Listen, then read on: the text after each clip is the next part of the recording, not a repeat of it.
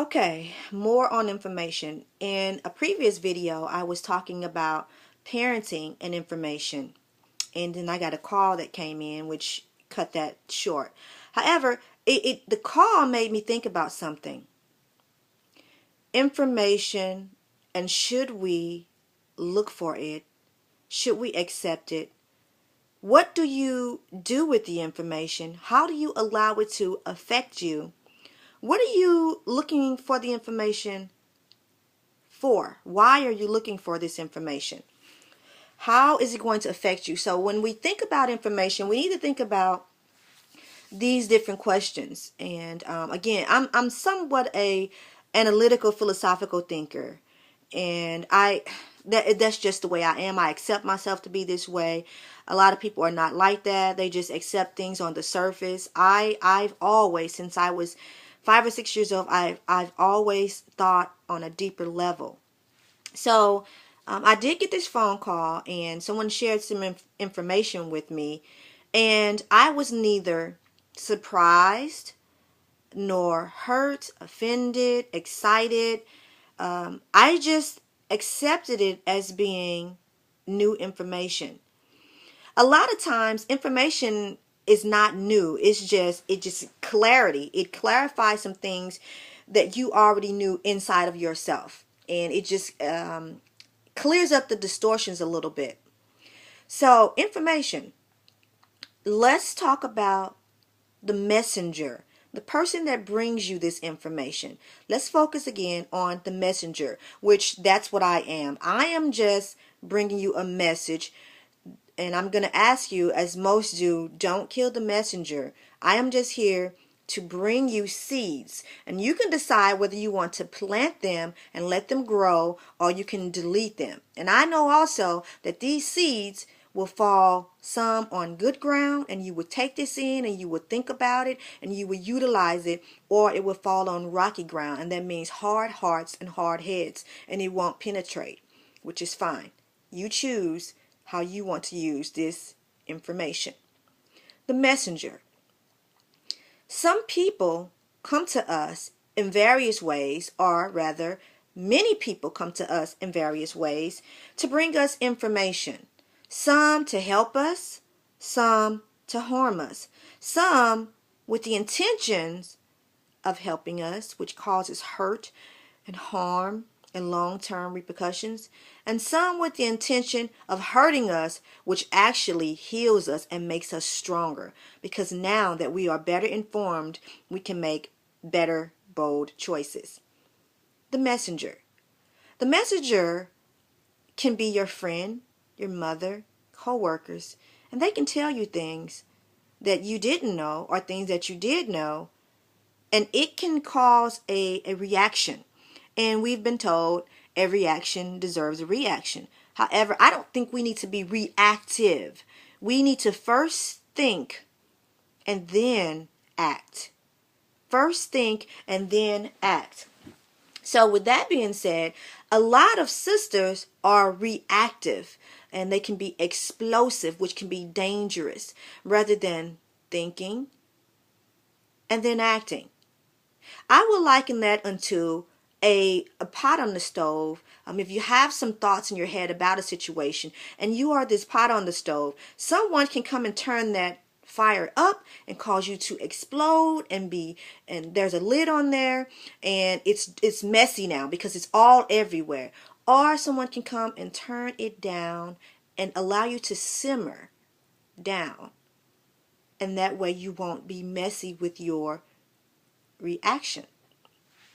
So, information. You have to decide if you are going to receive it or reject it. You can go to church, for example, and there's a messenger. Pastor, preacher, pope, whatever you want to call him or her, evangelist.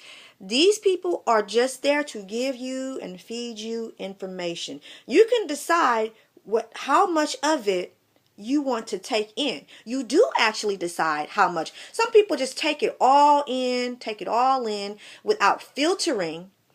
And this is how cults get started, because people just believe anything. They just let people mold their head, their mind, their brain, their thinking. And so they're manipulated and puppeted.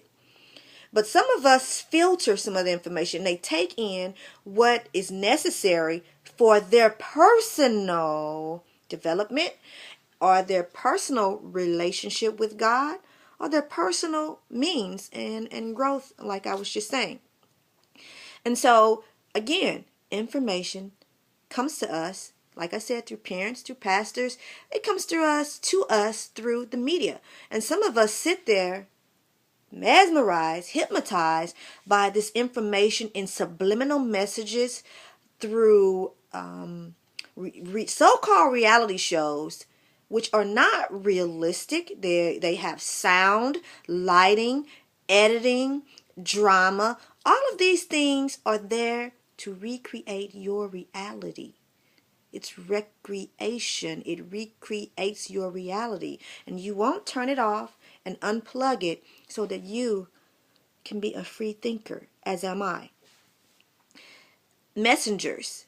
These are messengers, and they send messages to you.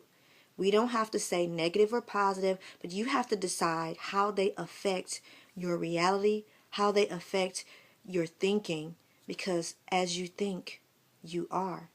You are as you think. Know the messengers. Know their intention. If they did not come to you trying to hurt you, forgive them and focus on the information. How can you use this information? And should you use this information? If they came there to try to hurt you, do you give them that power and authority to hurt you, to wound you, to oppress you, to depress you? Or do you reject it, rebuke it, and cut yourself loose from this particular environment or this individual? I don't care if it is your family. If they constantly are giving you information, messages that hurt you, oppress you, and they have this kind of power over you, you need to delete them. You need to move away and get a better life by changing your mind. In 12-step programs I've read, you have to change people, places, and things. But you have to know what your weakness is. What is your vice? You have to be the person that tell you what messages to take in and what messages not to. For example, if you are to get on your Instagram page, for example, and you are scrolling through pictures, it's enticing to go back and look at a picture that may have breast or a nice chest. Well, and it just depends on if you're a male or a female. And you scroll past these pictures that are saying words that might draw you in.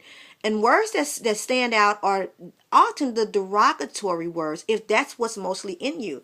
I am mostly drawn to words that say love, peace, hope, unity, harmony, respect, culture, history. So I gravitate toward those. However, in scrolling, I do see a lot of negativity. The word hoes and whores and the B word and niggas and all of this kind of stuff, because we live in this world. And I don't care how clean and white your external is, you're going to get dirty. It's like going into a mine and with a white suit on and expecting not to get dirt onto you. You can be in that mine and not of that mine, and the mine workers, and I'm talking about like a gold mine or a diamond mine, and you go down into this tunnel of darkness and all of this dirt and stuff is around you. Well, dirt is all around us. So yes, we're going to get some dirt on us, but we have to come out of there, come out from being in the world and separate ourselves, even though we walk around in this. We cannot allow all of this to get inside of us. So again, as a messenger, you have to decide what message also that you are putting out there. Are you destructive? Are you leading people in the wrong direction? Are you leading people in the direction of negativity, distractions, distortions, weaknesses, inabilities, discouragements? Are you speaking these things into your reality, into your families, into your mates? Are you talking these things behind their back and or in their face? Because you now, as a messenger, have become a thorn, a vice, a stumbling block. So we have to understand the messages that are coming and the messages that we are sending out. And all of this has to do with how much information do you have, as well as how secure you are within yourself. Do you know yourself? Do you love yourself? Are you in love so much with yourself that you can freely love others and allow them to be, but at the same time, paradoxically, because we live in that kind of world, but loving them enough to accept who they are, but not wanting them to stay there if it's a negative, downtrodden place? We don't want to leave people there. I have a big, huge heart, and I see things, and I just want to help people. That's all that I want to do. But I have to help people by first helping myself. Getting free, freeing my mind, having peace, forgiving myself for making choices as a parent, as a mother, as a worker, as a business person, as a friend. Learn from those mistakes. Correct them if I can. Apologize if I can, when I can. And then become a better messenger, become a better mom, become a better sister, a better friend, a better person, human being, better example. So, I am gathering information, but it's like this. You can go to school all your life. You can go to school, get doctrines or whatever. But if you don't apply that information, it's a waste of your time, money, and energy. If you don't apply that, especially for good, because we can either use it for destruction. There's no middle lines. There's only this. There's only negative and positive, good and bad, right and wrong, up and down. There's no middle line. There's no middle ground. And even the word of God says, I wish you would choose hot or cold, because you're lukewarm and I will spit you out of my mouth. You can't be lukewarm. You have to choose and know what you want and know who you are. And know what kind of person you really are inside. Are you able to look in the mirror and know thyself? And you find that out by gaining information, by asking right questions. And unfortunately, in the Christian community, I'm sorry to say, and it's so true, people say you're not supposed to ask questions. You're not supposed to ask questions about the Word of God. No, we're not asking questions about God per se. Like, we're not questioning God. We're the Word of God also says, study to show thyself approved, a workman being able to rightly divide the Word of God. Some of you guys don't study. You're not taking in the right information. You're just accepting what someone tells you, these messengers, and you become the reality they create. Rather than you being created in the image and likeness of the Most High Creator, the Master of the universe, you allow people to create you in their image and their likeness. Thus, Botox, thus all of these implants, thus hidden behind this makeup and these masks. I have on no makeup. I feel that I'm attractive.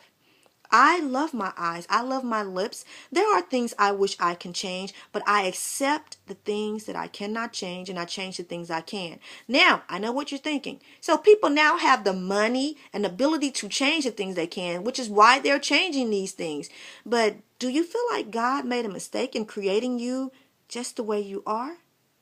You can enhance. Enhancing is one thing if you are okay with who you are.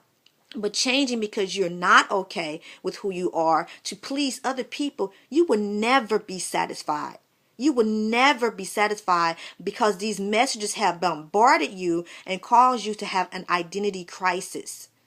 You have taken in the wrong information. Let's start thinking. This is Raaw'el promoting positive words for positive change. And the change starts with you. You create your reality. Peace and blessings.